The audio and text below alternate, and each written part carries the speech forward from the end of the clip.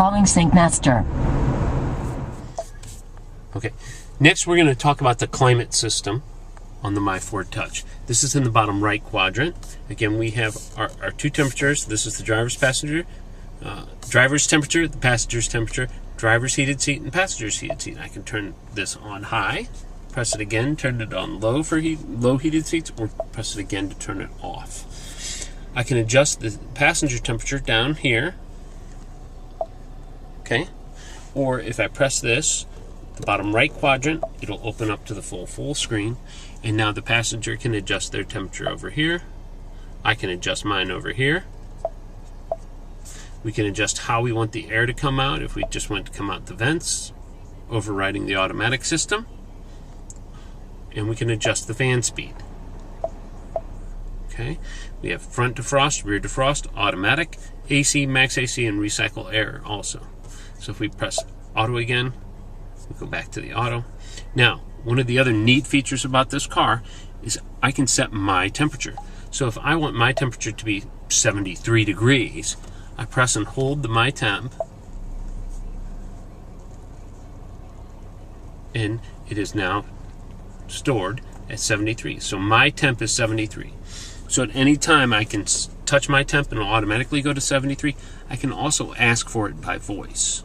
Okay, again, we have our power button here, and we press home, and we go back home. Now, the next two sections are the phone section for the sync system and the navigation section, which are going to take up most of our time today. But before we get to those, I want to talk to you about the menu system. Once we press the menu, okay, we have assorted choices on the left-hand side. We have our clock, okay, and we go to the clock, and this is where we can adjust the time, okay, press down, and it's done. As soon as we hit the back button, it'll be stored. We have our display. We can display time, date, or turn it off. We have our clock format in 12 or 24-hour format. GPS time synchronization is, we can turn that on. We can do our daylight savings on or off. We can turn that on. And we have our auto time zone update, which is on. Okay, but you can choose those settings for yourself. The next one is the display. Display is really neat. It has some neat features. We can adjust the brightness, turn it down, turn it up. We turn the auto dim on or off. Remote automatic day and night. We can edit the wallpaper here. This is where we can change the wallpaper that's behind the screen. We'll get to that again later. Okay, up here we have the return button, so we can return back to our previous page. Do your automatic dim manual offsets. Okay, and then next we press sound. This is your bass, your mid-range, your treble. Set balance and fade. Just press the button, the down button. It comes to your balance and fade, and you can pick where you want. You can adjust the settings so that it comes up front, off to the left, so it's right on the driver's side, or you can do it, let it do it automatically. Again, we press the return button. We have our DSP sound for stereo surround. We have our speed compensated volume. Speed compensated volume turns the volume on the radio up automatically as the engine revs and gets louder. Over here we have the vehicle settings. In the vehicle settings we have assorted settings. We have our vehicle health report. We have our keypad, the rear camera view, the enable valet mode, and ambient lighting, which is what we're going to do first. So now sit back. The ambient lighting is the lighting. If you look down in the footwells, right now it's red, okay, and in the drink wells, in the center console, and in the rear on the floor. We can adjust the ambient lighting by pressing the ambient lighting and picking the color we want. So if right now it's red, as you can see. If we want it to be blue, we touch the blue, and the lights change down below. Up on the top here, we hit the return button, and the ambient lighting is saved as blue. Okay. Now, next we have the vehicle health report. You have to be registered at Sync My Ride to have this work, and it needs to be turned on. It's a great feature to have. But you can turn on your automatic reminders are on by default set at every 5,000 miles. But by default. You can touch this button and run the vehicle health report at any time. Hit the return button. You have your door keypad code. The keypad code for this car is 52688. Enter. You have to enter that in order to do anything. Okay? We're going to add another code. Okay? We have to enter the new code, and we're going to enter it twice.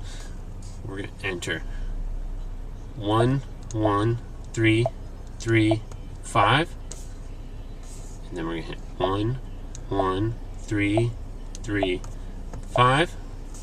Enter. That is our new door keypad. So both of these key codes will now work in this vehicle. Okay. The rear view camera. This shows us what is behind the vehicle. There is a rear camera delay, which is on by default, which I like to turn off, so that when you put it in reverse, it comes on as fast as possible. The visual park aid alert is off by default, and the guidelines are on by default. Okay, press the return button, go to enable valet mode. If you're going to have someone else use the vehicle, or you're going to park the car at an airport terminal for a couple days, and you don't want them seeing your addresses, where you live, etc., you enable the valet mode. Make sure when you put in your 4-digit code, okay, because if you say continue with enable valet mode, if you hit yes, it's going to ask you for a 4-digit PIN. You're going to put it in, then it's going to ask you to verify that PIN. Once you verify it, you better remember it, because if not, you're coming back to the dealership to get the car unlocked. Okay. Next, we have settings. Settings are vehicle settings. These are system settings. Okay, so language, English, distance, miles or kilometers, temperatures, system prompts, touch screen buttons, touch panel button beeps, QWERTY keyboard or an ABC keyboard. You can install applications and do a master reset from here also. You have your voice control, okay? And this interaction mode is novice. You can turn on the advanced once you get more used to it, and it'll shorten the menus for you. You have your confirmation prompts are off. You can turn those on. Your media candidate list is off at the moment, but you can turn that on, and also for the phones. Return. You have your media players settings, and this will turn Bluetooth. You can autoplay is on. You can add different things and turn the media management on or off. Navigation. These are just general settings for the navigation: map preferences, route preferences, navigation preference, traffic, and areas to avoid. Okay. The help. Oh, sorry. We have our phone settings, okay, and these are different things that you can turn on and off: the 911 assist, the phone ringers, text message notifications, etc. You can also manage your phone book or your internet data connection from here. Okay.